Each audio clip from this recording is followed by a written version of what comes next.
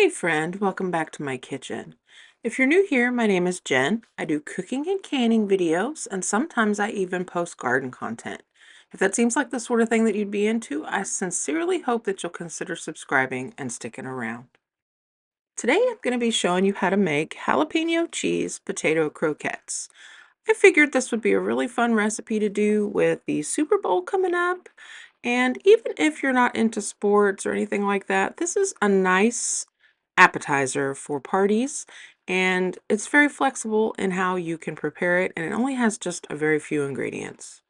Now, the main ingredient to this is obviously mashed potatoes, but you're going to want to make these the day before.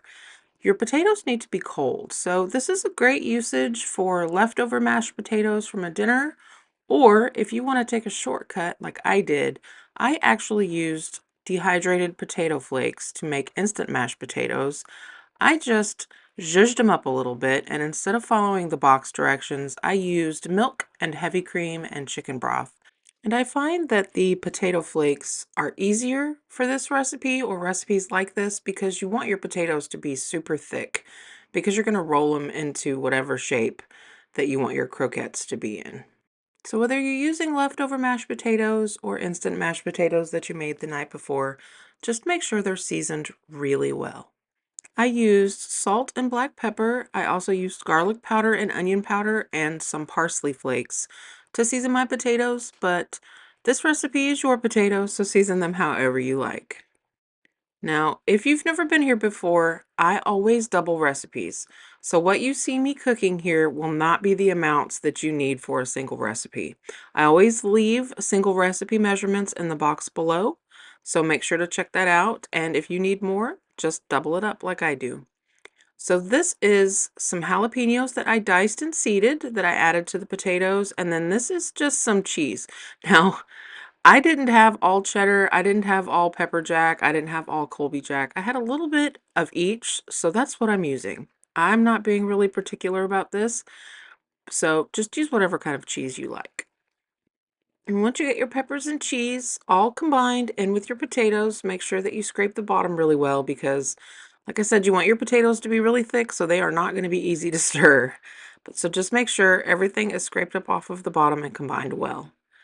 Then I'm going to go ahead and move on to my breading station. I'm just going to scramble up a couple of eggs.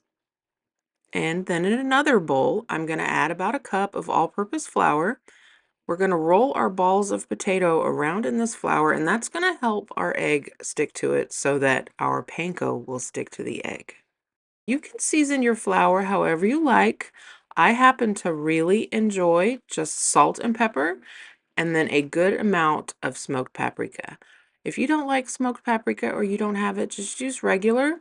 If you wanted to add even more heat to this, you could put some cayenne pepper in here as well. I'm not going to be adding any garlic powder or onion powder because, as I said before, I did season my potatoes really heavily so they would have plenty of flavor going into this recipe. I'm just going to give my flour a really good mix to make sure all of those seasonings are distributed evenly around the flour. I don't want to be dipping my potatoes into any big clumps of smoked paprika. It's delicious, but it can be really overpowering if you use too much of it. So just give it a good stir and make sure everything's pushed around and spread out evenly. And then the last thing we're going to need for our breading station is just plain old panko breadcrumbs. Now, if you wanted to use the seasoned ones, that would be fine. Sometimes I'll use homemade breadcrumbs, but for this, I had panko in the pantry and I wanted to go ahead and use it. It does add a really delightful crunch to the outside of these croquettes. And now we can move on to putting together our croquettes. So I'm just using a ice cream scoop, and yes, I have gloves on. I have very sensitive skin, and I did not want to be rolling these balls of potatoes packed with jalapenos on my sensitive skin. So I'm going to wear gloves for this one. Now you can roll these into balls. You can press them out flat like this into patties, like you would a salmon patty or something. You can make them into like oval shapes like you would a cheese stick. Whatever works for you. If you want to make them smaller, you can do that too. I find that this size works pretty well for my family. So you're going to start off with a ball and you're going to roll it around in the flour lightly. Dust off any excess flour, and then you're going to dip this ball of potato into your egg solution. And then we're going to pack the panko into this. Now we started off with a ball, but it's at this point that we're going to go ahead and shape that into the croquette shape. I just use my hands to gently press the panko into the potato and help form it into the shape that I want at the same time. And this is what I'm going with here. Now, they didn't all turn out like that. I did start to get tired towards the end, so some of them got a little thinner. Some of them were a little more round, but that's okay. They all still tasted delicious.